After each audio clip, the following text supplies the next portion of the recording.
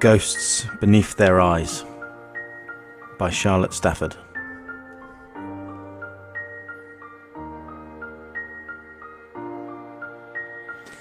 The ghosts creep beneath their eyes, woken by the memories of friends and allies. And as the world chants, so was it all for nothing then? Memories seep through and the dead rise again. Those that have fought tirelessly against regimes, ignorance and hate. Witness the onslaught of screens filled with rigorous debate. Take a step back, appreciate and commend the brave who now have so much to comprehend.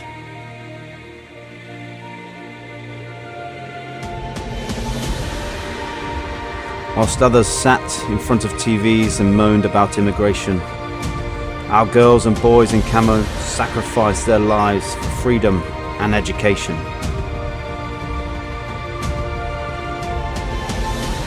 And those at home stand witness to the haunting in their eyes as the sandy deserts live amongst them in disguise.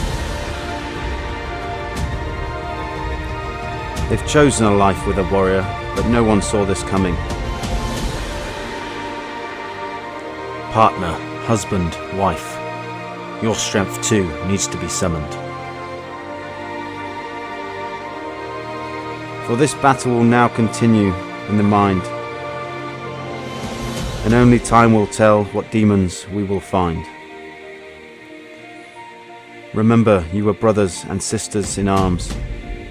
You're never alone. It's time to speak up, write down, pick up the phone. Truth be told, a part of them will always be on stag. It shows through their pride and pain. And they will be soldiers through this too, until called upon again.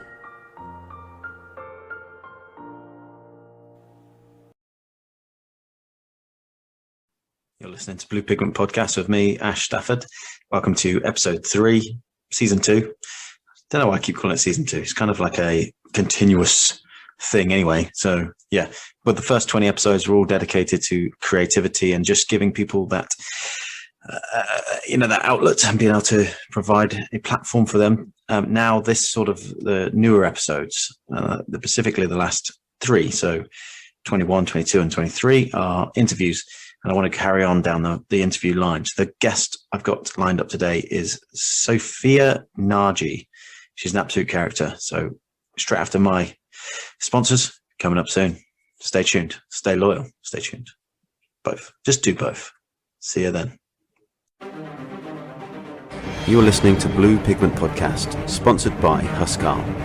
Go to huscarl.co.uk to see some of their fantastic artwork. You can get yourself a custom-made t-shirt, printout or stickers. The Huscarl were the bodyguards to King Harold. When King Harold was killed, the Huscarl did not admit defeat, and they went on to fight to the death, sticking to their guns and being loyal to what they believed to the end. And that is what Huscarl brand stands for, being loyal to who you are as a person. Go to huscarl.co.uk. That's HUSCARL. And when you get to Huscarl and you go to the checkout, use discount code BLUEPIGMENT for 10% off. Follow the you, not the fallen.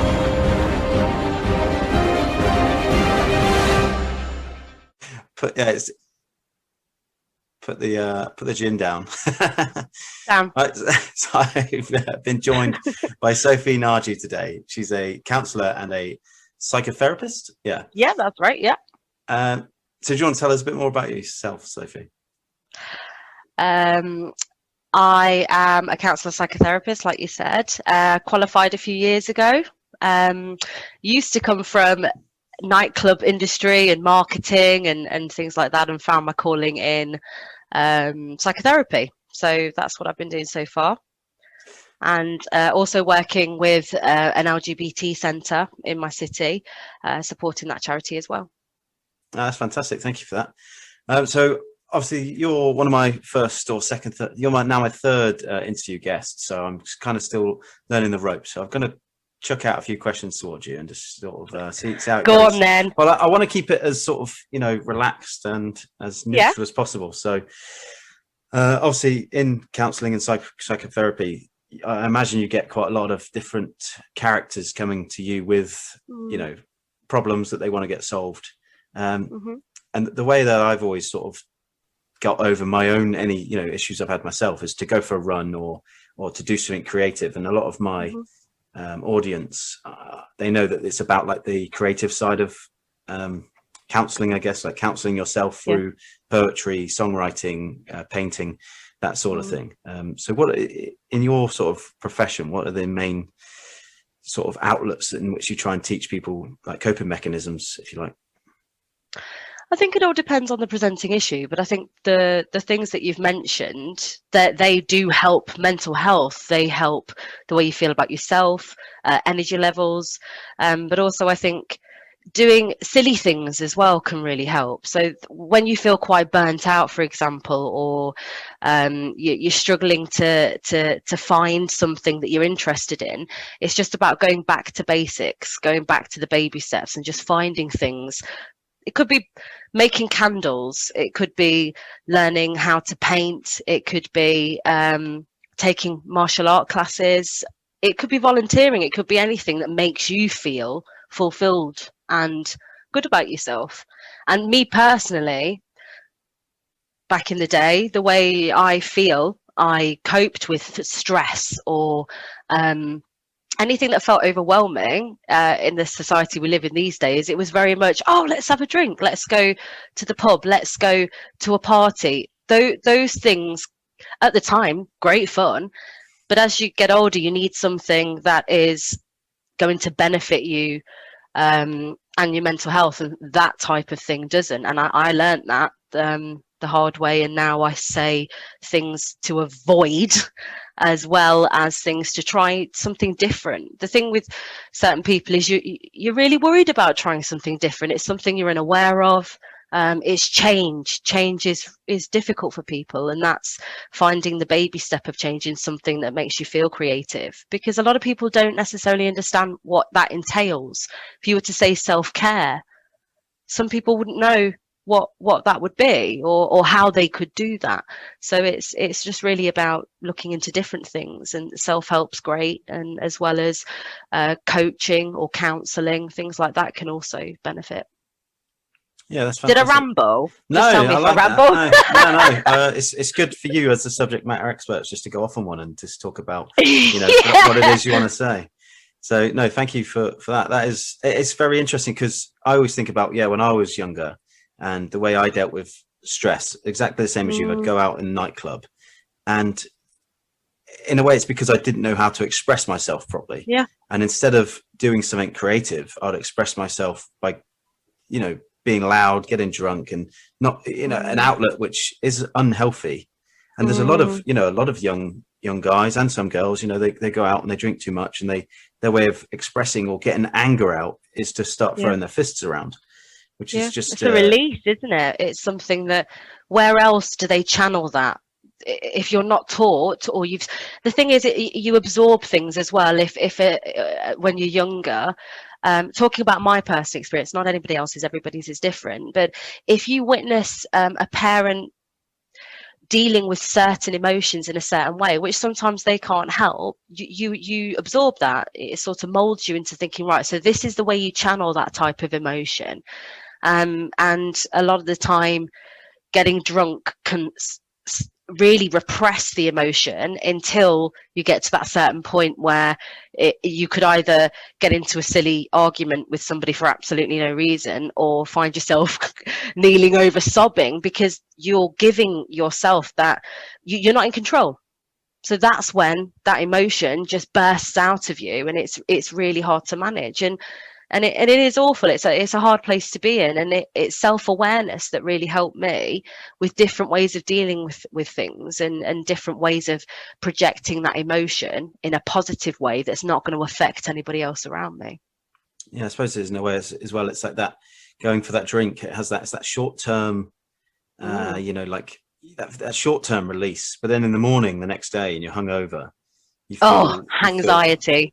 You feel booze blues, especially when you don't remember, or you've forgotten what you did the night before, and you have an anxiety that, did I do something wrong? Did I do this? Or if somebody was to drink to that excess, but and it's just an all-round negative, isn't it?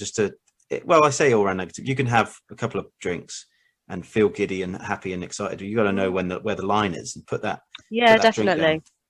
And then because if waking up the next day, for one, you've written off the next day. Defo write off. And then you're just lying there thinking, and you're lying there thinking, well, do I need to ring people and apologise? What did I do? And it's just a horrible feeling. You're just left with guilt and shame, even though you've probably not done anything wrong. No. Lying there, just like, oh. So there's like a new movement, I guess, what people are trying to do. It's like a weighing up two things. Day trip out. So day trip, going with your friends to say, I know that lockdown hasn't encouraged this, but day trip with your friends where you go paddleboarding for the day, or you go Alton Towers or somewhere cool like that over night time. So focusing on doing fun stuff during the day as and when you can, and then not going for that drink at night. So that would be really cool if we could see people embracing that as a culture and as a society a bit more. I don't know how it's going to be after people start going back into the pubs and the nightclubs open and all that sort of stuff. I can imagine people are either going to really enjoy it, or they're going to go, I don't need this anymore. Actually, what I want to go do is go paddleboard down the canal, or go surfing or fishing or whatever they're sort of. That's the inspiring part, isn't it? Because lockdown has triggered a lot of different issues in people, and drinking is one of them, because it was the go-to. It's especially with people who were furloughed, or just struggling in general with trying to be a teacher, a parent, an employee, and all of these demands. And it is about the fact that it's that freedom, isn't it? It's as if you can walk out your house and think, right, I can do different things, and looking for different things you might not have tried to do. And I think, dependent on which generation, not being mean, but I think our generation, it is very much, what else can we do other than going somewhere and having a drink and sitting in a pub all day, even though sometimes it's fun to do with friends, but there's so many other things that you find more enjoyable than rather a party, a small gathering with meals. So you're eating, you might be having a few drinks, but you're interacting. And I think when you might remember when you're younger and you go out, the interacting you're doing is just when you're drunk and dancing around and things like that. So you're not necessarily knowing what's going on in each other's lives and giving each other and your friendship group that support. Yeah, it's that Dutch courage, isn't it? You feel like you can talk to anyone, so you feel on top of the world. The next day you wake up just absolutely crashed. But how have you found in your profession lockdown, and have you had to deal with your clients over the phone, or video calls and counselling? Video calls and over the phone. A lot of people have started to prefer that. It's allowed a lot of people more flexibility to get that support that they want, because they don't have to go anywhere. And a lot of people, for example, who are suffering with social anxiety or depression, and then they haven't got that motivation to get somewhere, or they actually can't financially, it's given a broader a sort of spectrum for people to come forward and get that help for video or telephone. Face-to-face will start up soon. It just depends on the way people feel. It really is down to the individual on the way they feel, but people have struggled a lot. Different types of people, different types of background, different issues, and you'd find addiction was a big trigger.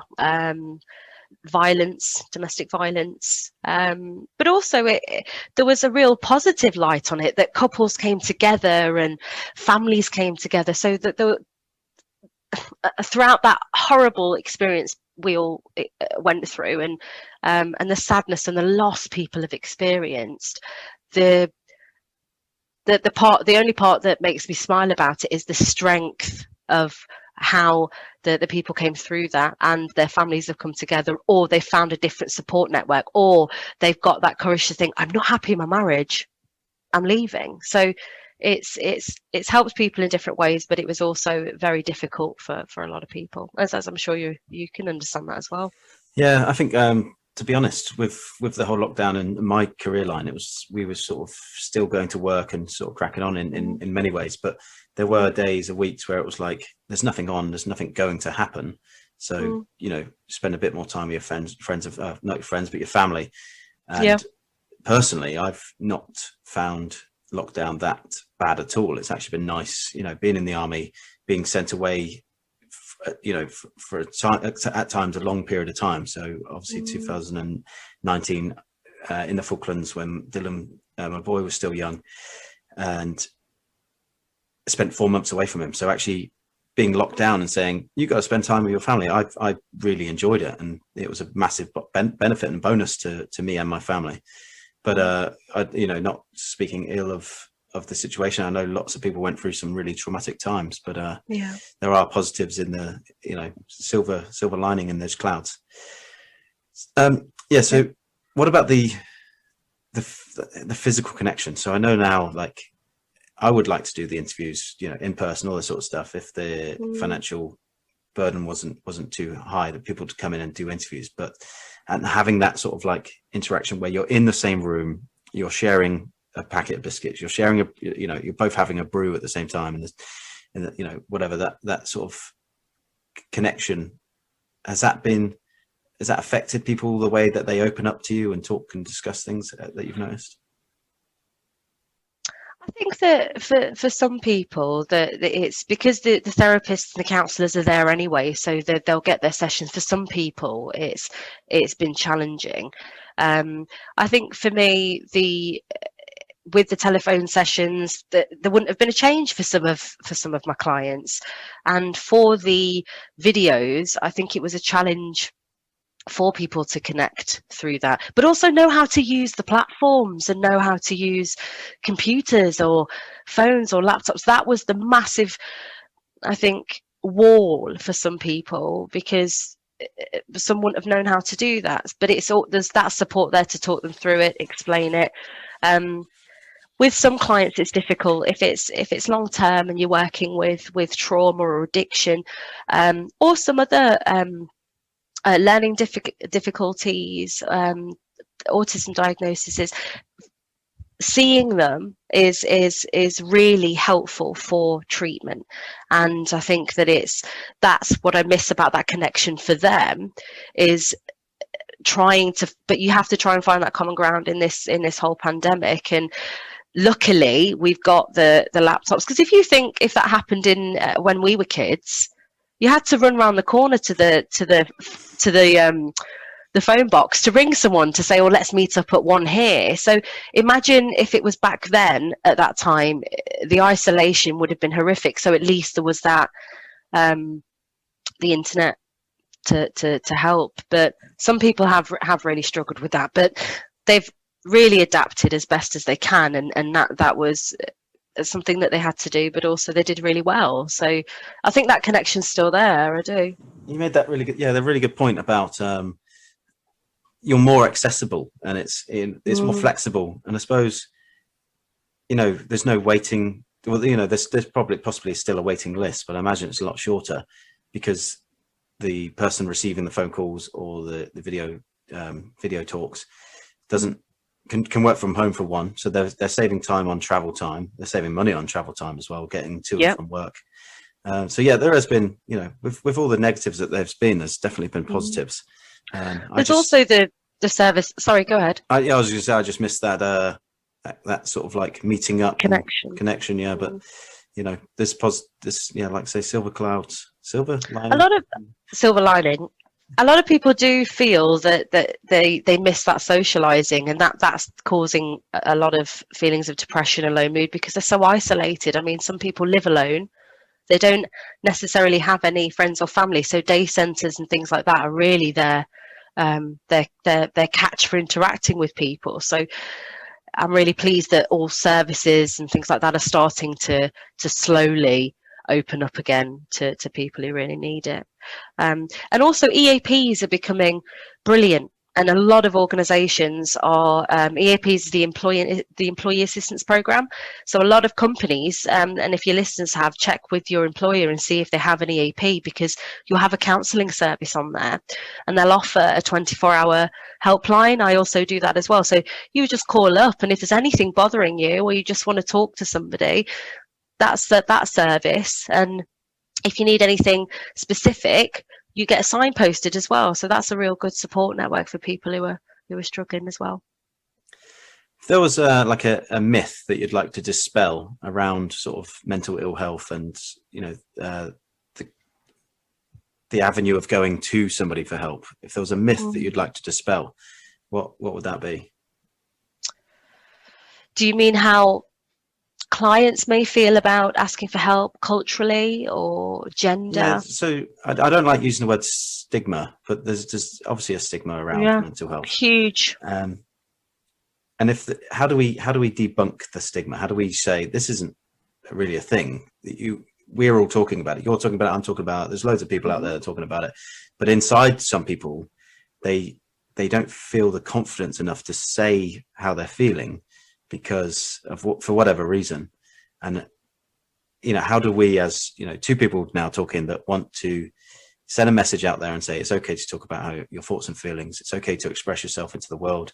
And, you know, I use the analogy that if a lion is backed into a corner by a pack of hyenas and it's on its own, you know, one of the most powerful creatures you can think of, if it's at that point that it's very vulnerable, it will call out to the pride for help.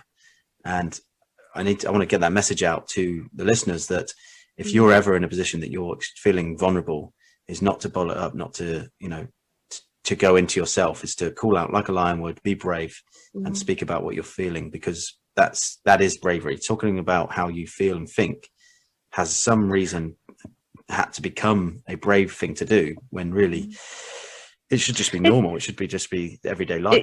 It should be, and I think it's hard because of the way society has made it. That will make you look weak. Well, actually, no. It makes you look strong to be able to say, "I'm struggling. I'm not feeling myself. I'm feeling anxious, or I don't understand what these feelings are, but I know they're there." You owe it to yourself, and you're feeling it, so it's real. And it's acknowledging that you mean something, and your self-worth is about focusing on you and doing things that are going to make you feel better.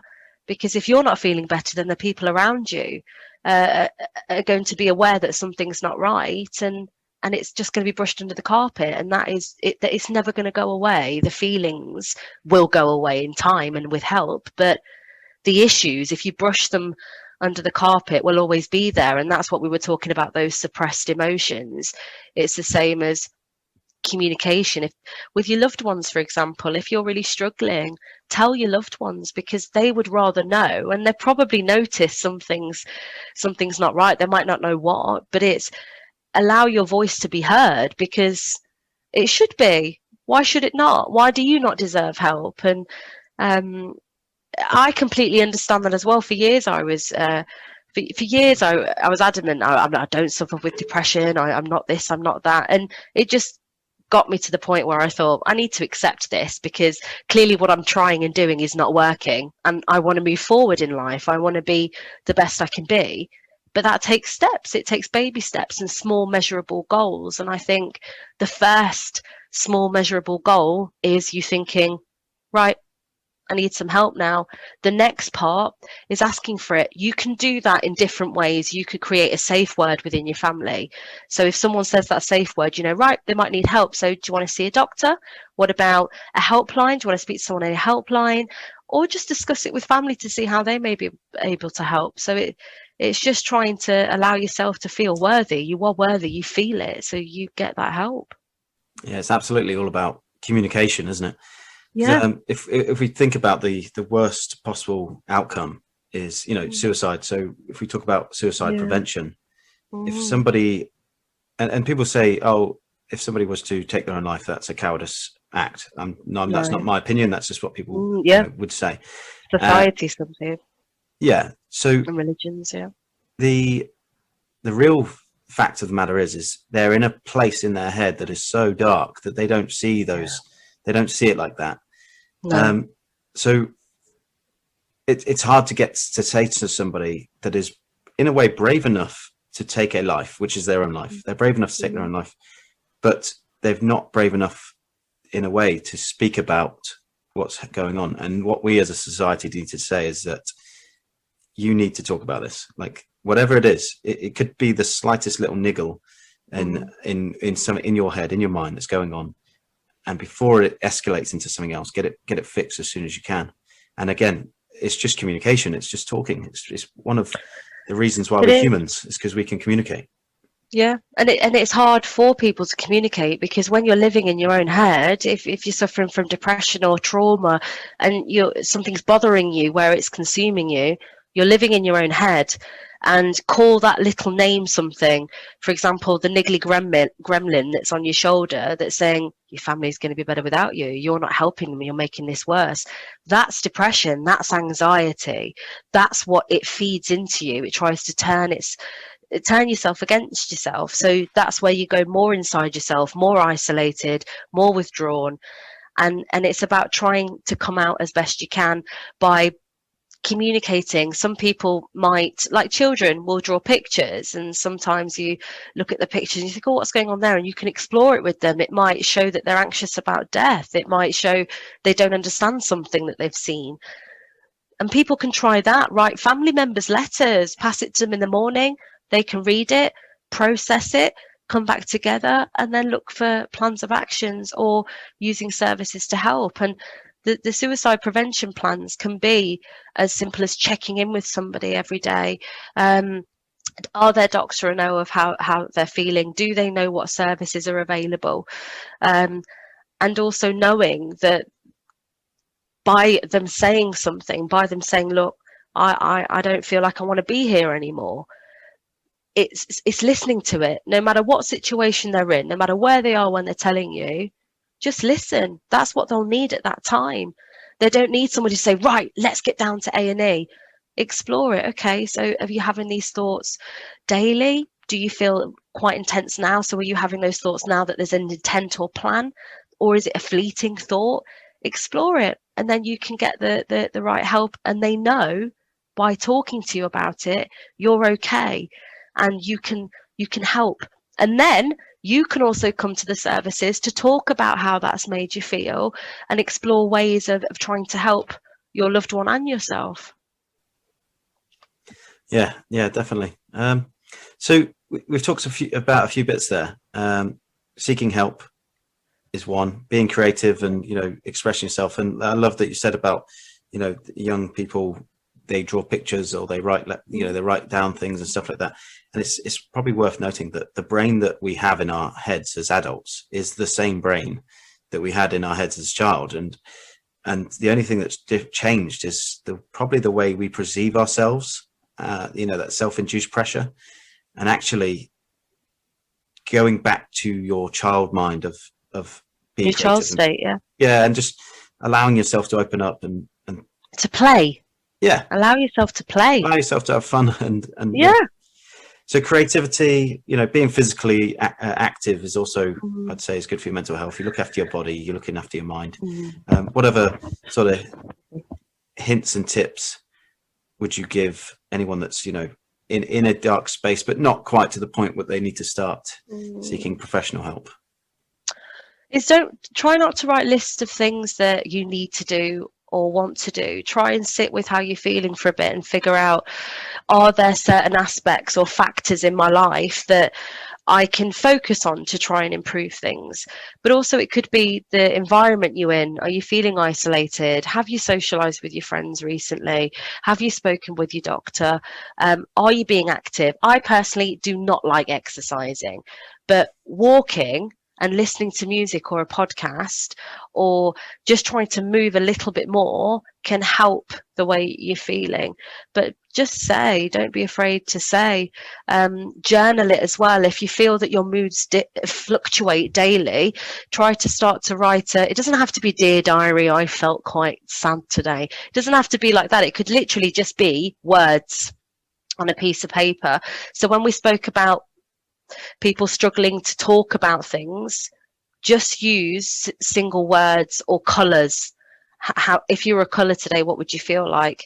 Some people will find that difficult. Others might really jump into it. But it's about exploring your behavioural patterns and exploring what's going on around you that may be triggering this feeling. Sometimes it can simply be the chemical imbalance in your brain, and you need to speak to the doctor, or you're going through a wave. If you think depression and anxiety come in waves, and what I usually say is, you're the surfer, you're on a surfboard, the waves are emotions, and what you're trying to do is surf through them to get to the shore, and sometimes it's going to hit you off. It's going to hit you off the surfboard and you get back on. Some will be tsunamis, some might be small waves, but that's what emotion's like, and it's managing those feelings of intense feelings. So it's about breathing exercises, finding out if you like meditation or yoga, just simply having half an hour a day just to sit in a chair and listen to music on your own. That self-care is just giving yourself that time as well. Yeah, you said about pattern, like your life pattern, I guess. It's like, what routine are you in? Is it a healthy routine? Are you spending too much time watching TV, or, are you spending too much time on your phone and all these sort of things? If it's not a healthy lifestyle, then just looking at it and going, actually, I've eaten, chips and burgers for 5 days in a row. I feel terrible. Why do I feel terrible? It's probably because you're eating chips and burgers every day for 5 days in a row. Yeah. And you're looking at your screen. Looking at all of those.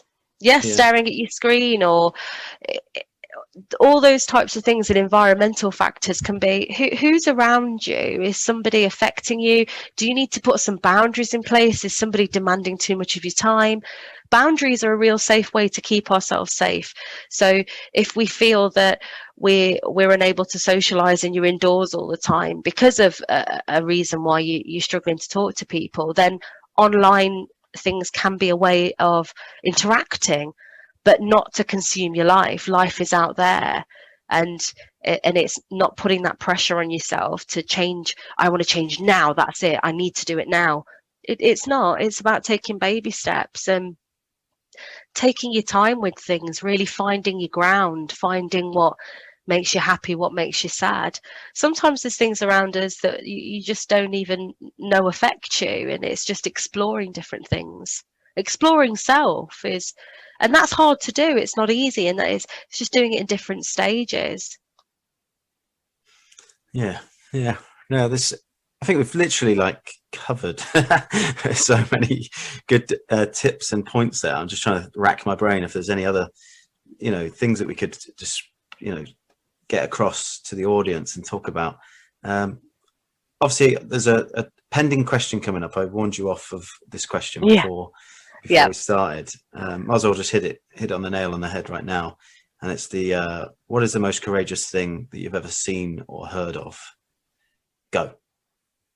A client was a nurse in A&E and was moved to COVID wards, and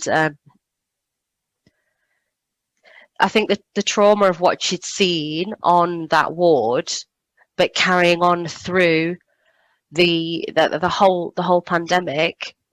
And what she did as well was she had to move into a hotel room for a couple of months, so she was away from her family. But that to me was really, really courageous.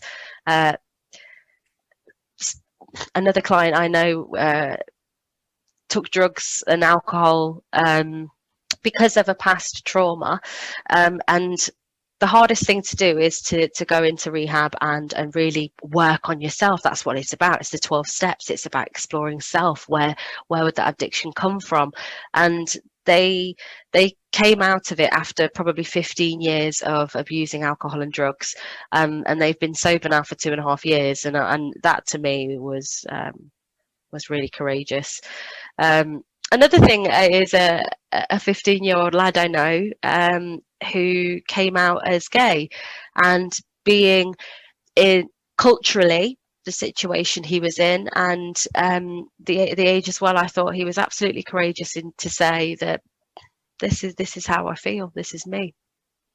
No, yeah, I always look at that when people come out as a an alternative sexuality to what their family or friends might have liked is absolutely courageous and 100% courage. And you can't deny it, because they're at the point where they're having to, you know, sometimes they might be in a household which doesn't agree with it, but they're still willing to be themselves, be true to themselves and express who they are, and just put their, you know, wear their heart on their sleeve and say, this is me, deal with it, or move on. And having to do that with your family, the and fear like of say, it, courage, the fear of rejection. And that fear of rejection can also be increased by, you know, self-fulfilling prophecy, or you know, stresses that you put on yourself. That is courage, to do that. And I can actually imagine that some of the people that maybe drink a lot and throw their fists around may have something that they're wanting to get off their chest, and they're just not feeling it just yet. It's another stigma, isn't it? Addiction's such a huge stigma, the same as mental health, because majority of the time there are mental health issues, there are traumatic experiences in the background, there could be loss, any type of trauma, and usually there is something that has triggered that, and that codependency and that relationship that they've built with that substance or the alcoholism. So there is a lot of stigma around that, and they're people with problems that it becomes, firstly, drinking can be enjoyable, but then it becomes a need. Your body is screaming for it, so those withdrawals become so difficult to manage that they need help. So it really is another sort of area that I'm passionate about, because they need just the same help, and they're people.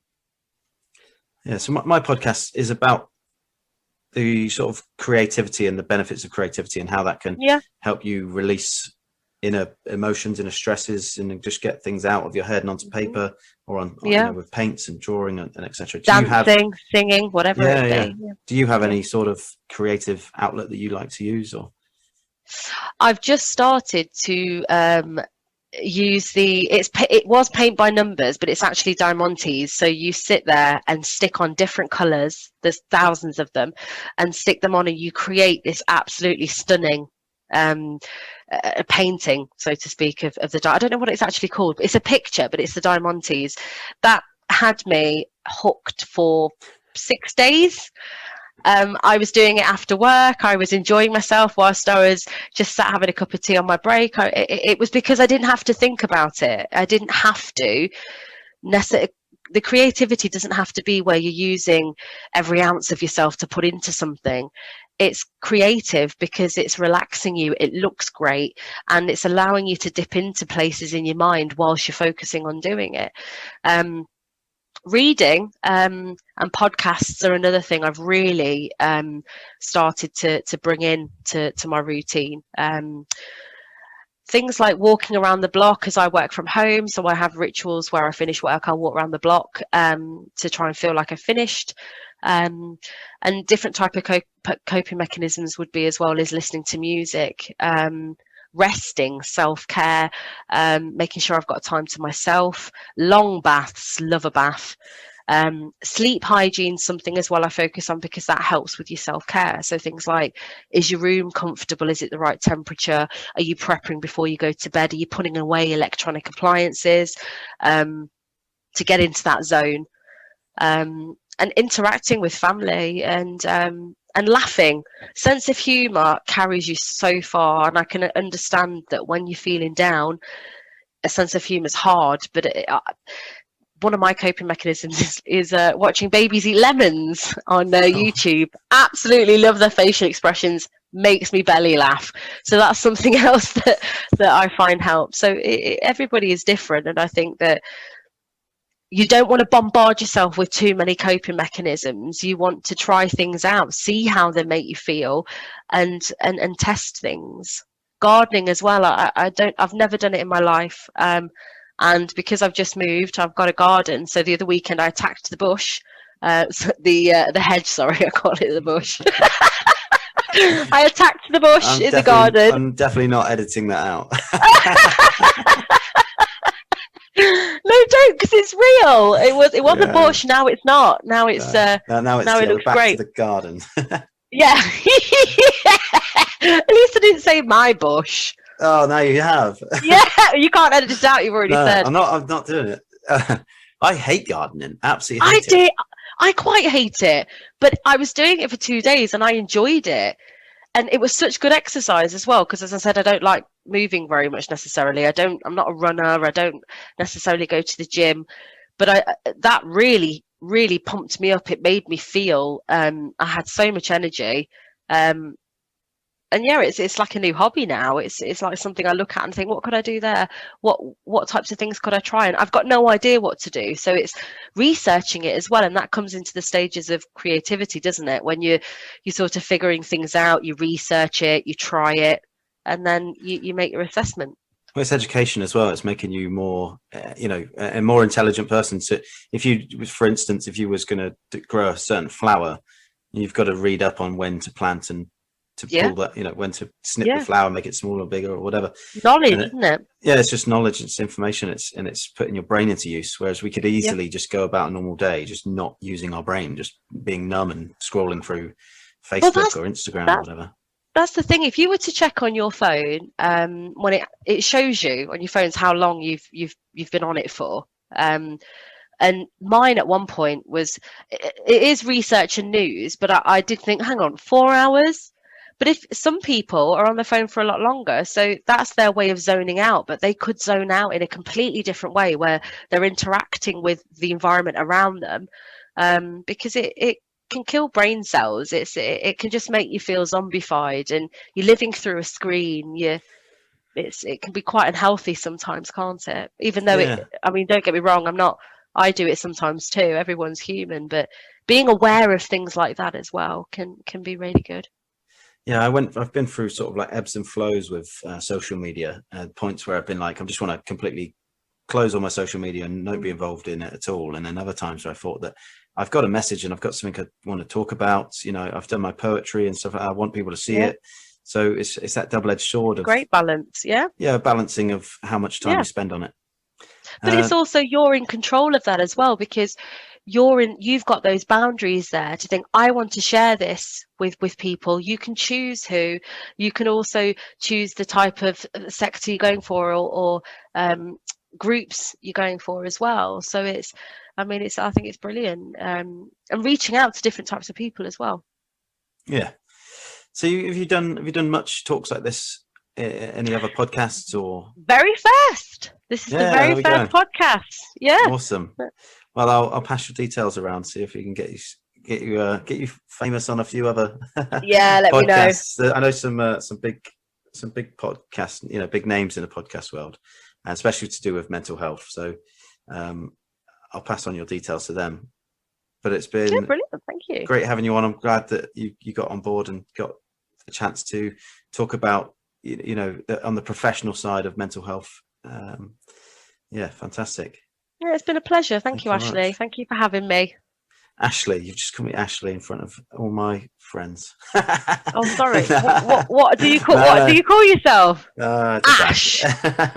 All right. Sorry, Ash. Thanks, Lee. Thanks, Soph.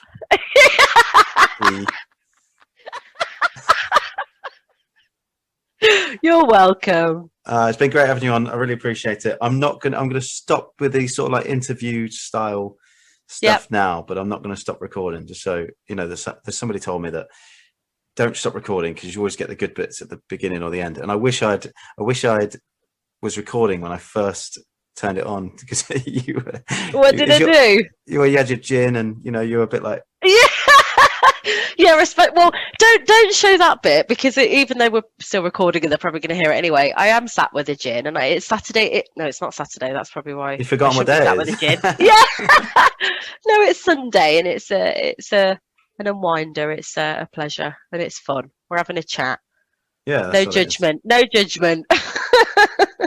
Well, this is what I really want to get as many people as involved in the podcast as I can, and just sort of, it is just a chat. And I know I've probably thrown a few questions at you, and I don't know if you felt pressure or stress during that. No, not at all. I think it allows me to really dive into my brain on what I know, and sometimes I think it's nice to be heard with in different areas of, I mean, your podcast and the people who are listening to this.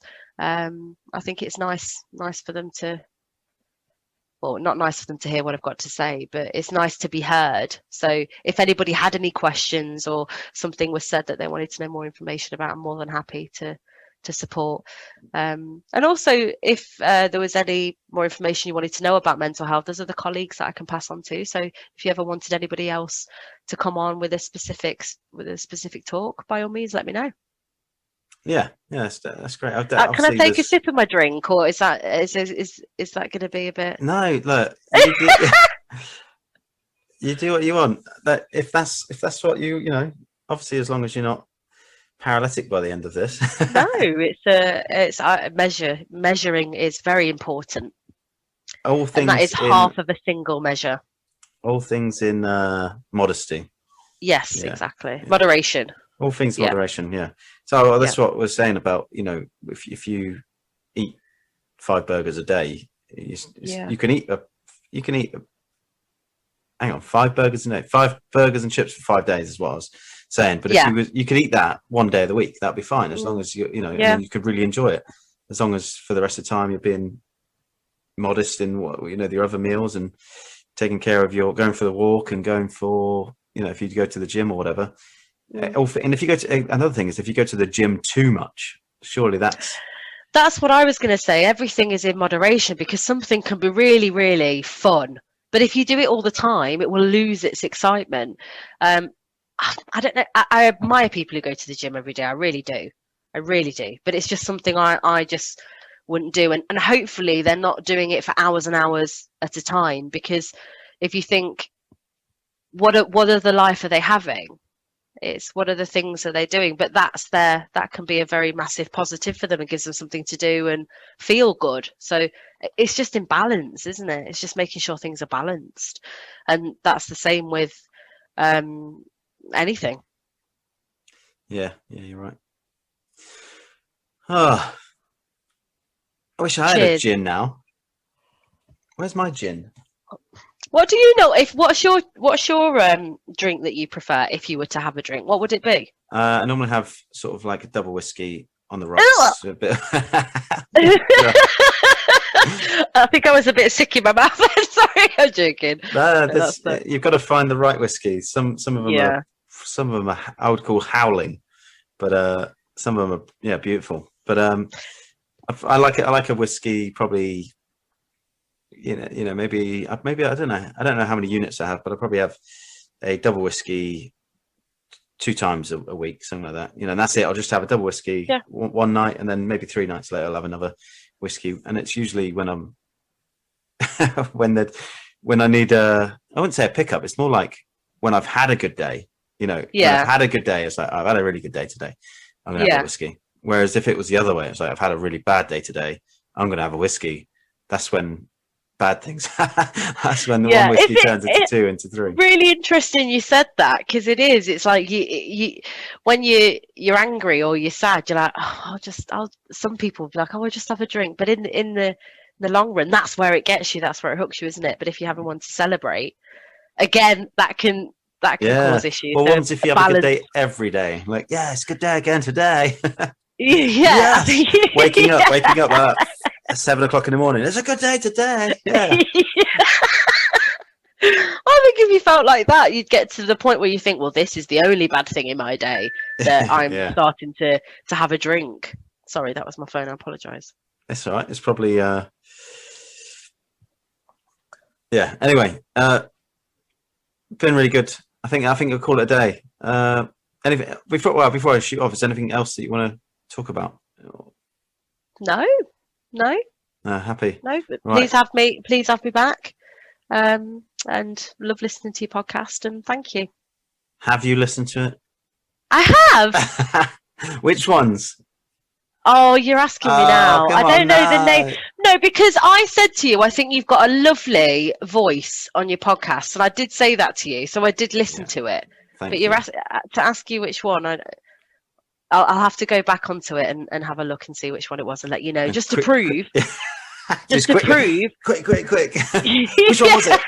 Yeah. Oh, it's the one where you said, this is Blue Pig Podcast. I said it on all of them. I was all like, welcome to... Yeah, that was the part. No, Yeah, I have okay. listened to it, I can assure you. But No, perfect. yeah, I'm not fibbing. Well, yeah. Thank you very much, Sophie. All right. Sophia, sorry. Let me say that again. Thank you very much, Sophia. You've You are been very great. welcome, Ashley. Thank you so Oh, much. no. Right. Anyway, I'm going to go. All right. Thank you. All right. Get All out right, of it. bye. Get out of it. Bye-bye. She's a real character. We had a chat. It goes up and down, you know, from absolute positivity and having a great laugh of her all the way down to some really serious topics. So if you're into that, a variety of emotions were crossed during this interview. Stay tuned for it. The opinions or views expressed on this podcast are solely of my own or the guests and do not represent the opinions or views of anybody else or the Ministry of Defence.